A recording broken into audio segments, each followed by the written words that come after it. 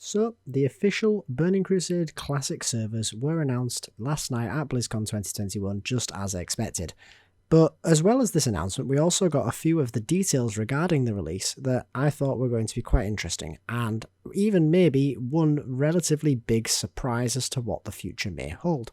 So, I thought I'd bring out this video of the 5 big takeaways that you're going to want to know about the reveal of the Burning Crusade Classic servers from BlizzCon 2021 Day 1. So let's dive into it with number 1. So the first thing I want to talk about is that we finally have confirmation on how we are going to transition into the Burning Crusade, and that is with what they are referring to as progressive servers. Every server currently in WoW Classic is considered a progressive server, and it will become a Burning Crusade Classic server when Burning Crusade Classic drops. Now, this does not mean that you will not be able to play on WoW Classic anymore, simply that they will have their own servers that are created anew, that you can transfer your character off onto that server if you should so please. Now, this is fantastic in my opinion. I think it's the best way that they had of delivering this progression onto BC of all of the options, and I assume that that's the opinion of many, as they've obviously come to this conclusion based off of the survey that they conducted a little while back. Now, it does mean that some of the communities will be disrupted, but that was always going to happen anyway with the release of Burning Crusade Classic, as a lot of people are wanting to progress, whereas some are going to want to stay, and this affords the option for both. Now, when it comes to your characters that you have on Classic, you do have your options per character in terms of whether they progress or not. So if, like me, you have multiple characters, you can choose to progress some of them onto the Burning Crusade and keep some of them on the original Classic servers that will be coming as well, meaning that there are options for you moving forward. There will also, from what I understand, be nothing preventing you from leveling up a character anew on those Classic servers, or of course leveling one up from the beginning on the BC servers if that is what you wish to do. Which leads us nicely on to point 2. So the second thing to take away from this reveal is going to be that we will be getting a paid character service for copying characters. Now, this is something that I suggested was going to be one of the ways that they could deal with the release of the Burning Crusade, and they've pretty much went ahead and done exactly what I was hoping for. The only thing is that this is going to be a paid service and not just something that they blanket do across the board. Now, I have some mixed opinions on this, but I am ultimately okay with it. In essence, what's occurring is that you can pay whatever fee they decide, it is not yet been announced, to have your character, instead of having to choose to progress onto Burning Crusade or to remain on Classic, simply be duplicated at the time that you make your purchase and exist on both formats. Now, this is going to be the best of both worlds for people who think that they are going to be wanting to play both Classic and the Burning Crusade. Now, I do understand that by not offering this for all characters for free, it is going to alleviate a lot of the pressure on the servers and all of the different economical variables within the game for having all of these duplicated characters, and that is something that is going to be very beneficial for the game long run. But it is a little bit upsetting that we aren't going to have the ability to keep all of our characters on both the Classic and BC realms without paying presumably a fortune. Now, Blizzard is a company and they do need to make money, and I'm absolutely fine that this is a service that they offer and you have to pay, that's where they're going to get their money from. However, I am just a little bit skeptical at this point because of the fact that we don't know the pricing. If this is something that is reasonably affordable, then I'm absolutely fine with it. If it's something that's going to be quite extortionate, then I am perhaps going to be a little bit more skeptical. Now, our third point is something that I am less on the fence about and considerably more opposed to, and that is going to be that we have had it confirmed that there will be a character boost service for BC. Now, just to be clear, this does have a lot of restrictions. It is going to be limited to 1 boost per account. You cannot purchase more than the 1.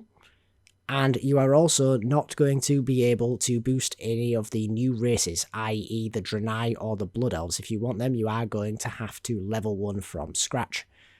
Now, this being said, however, when you do get this boost, you will be instantly at level 58, able to go through the Dark Portal and play in the BC content. you will be given level 40 riding, not level 60 riding, and you will be given a reasonable set of blue gear to begin your journey with.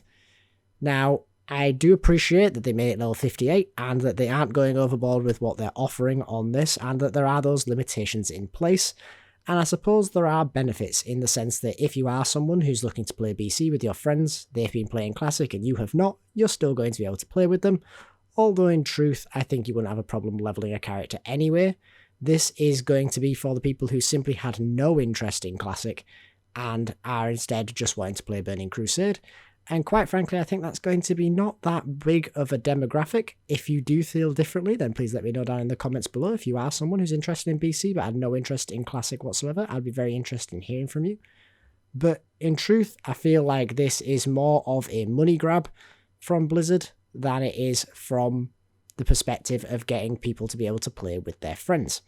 A lot of people are going to have a character that they want to play that they already have, or maybe they're looking to switch and they don't want to level up that character in advance, and this is an easy way around that problem to be able to make that happen. The big thing that I have against it, however, is not any of the issues pertaining to game balance or anything like that. It's simply just that it is paying to get around the game. It is the same thing that I dislike about character boosts in retail, and I think that as far as changes go that could come for TBC, I think that this is a pretty horrible one. I don't mind if they make changes for quality of life purposes, such as the arena change that was announced. Not one of the things that I'm going to go into depth here, but they have announced that arena teams are looking at potentially being 6 people for 3s instead of 3 people listed on a team to accommodate if you have somebody missing. Things like that are changes where I can understand the logic to it. However, this feels very much like a cash grab, and it doesn't get the right audience in. If you aren't someone who is interested in leveling up a character, chances are you're not going to enjoy the Burning Crusade experience the same way that you would if you had leveled up your own character. These are just my opinions. Let me know down below if you think that this boost is going to be a good thing for the game or not. I am quite interested in hearing about it. Now, at number 4, we are going to be discussing the fact that we are getting a pre-patch. Now, this is not particularly surprising, as this is pretty much commonplace with any expansion in retail, and is indeed what happened originally when we got Burning Crusade the first time around. And I am absolutely fine with that. But one thing that is going to be different this time around is that we're actually going to be getting the Draenei and the Blood Elves before we get the rest of the features of the Burning Crusade. They will be coming in the pre-patch. This is to allow people who want to be a Horde Paladin or an Alliance Shaman to get leveled up to the maximum level before the Burning Crusade Classic servers launch. Now, this is something that I am quite skeptical about. It is something I would like to see had it have been what originally occurred, and it's not. It is something that probably should have happened about 13-14 years ago when we first got Burning Crusade. However, I don't really know how I feel about it right at this present moment. It does serve a lot of great purpose to have people have access to these before the Burning Crusade comes.